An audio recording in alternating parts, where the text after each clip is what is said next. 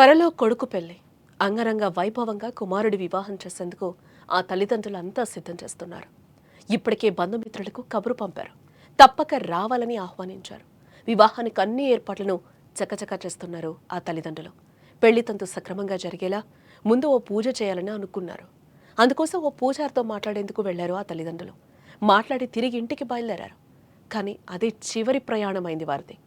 పెళ్లి బాజాలు మోగాల్సిన ఆ ఇంట చావు డప్పులు మోగాయి. కోళ్ల రవాణా వ్యాను రూపంలో దూసుకొచ్చిన మృత్యువు కొడుకు పెళ్లి ముందే తల్లిదండ్రులను బలి తీసుకుంది.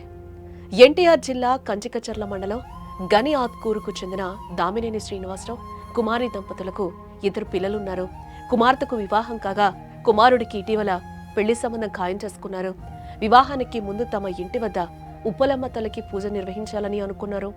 ఈ విషయమై పూజారితో మాట్లాడేందుకు మంగళవారం ఖమ్మం జిల్లా ఎర్రుపాలెం మండలం తక్కెళ్లపాడు గ్రామానికి వెళ్లి వస్తుండగా గ్రామ శివార్లో దంపతులు ప్రయాణిస్తున్న బైక్ను కోళ్ల రవాణా వ్యాన్ బలంగా ఢీకొట్టినట్లుగా తెలుస్తోంది. దీంతో దంపతులు అక్కడికక్కడే మృతి చెందినట్లుగా కూడా మనకి సమాచారం అందుతోంది.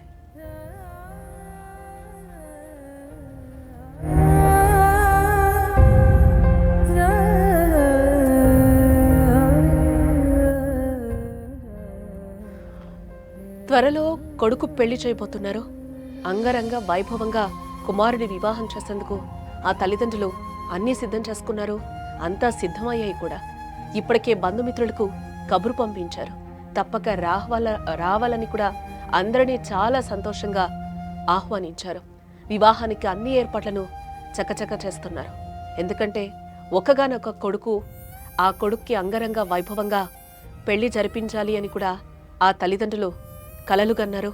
పెళ్లి తంతు సక్రమంగా జరిగేలా ముందు ఓ పూజ చేయాలని కూడా వాళ్ళు నిశ్చయించుకున్నారు. అందుకోసం ఓ పూజారితో మాట్లాడేందుకు కూడా పెళ్లికొడుకు ఎవరైతే ఉన్నారో వాళ్ళ తల్లిదండ్రులు అక్కడికి వెళ్ళడం జరిగింది. మాట్లాడి తిరిగి ఇంటికి బయలుదేరారు. ఇదే నేపథ్యంలో అదే వారి చివరి ప్రయాణం కూడా అయింది. పెళ్లి బాజాలు మోగాల్సిన ఆ ఇంట చావు డప్పులు మోగాయి. కోళ్ల రవాణా వ్యాన్ రూపంలో దూసుకొచ్చిన మృత్యువు కొడుకు పెళ్లి ముందే తల్లిదండ్రులను బలి తీసుకుందని కూడా మనం చెప్పుకోవాలి.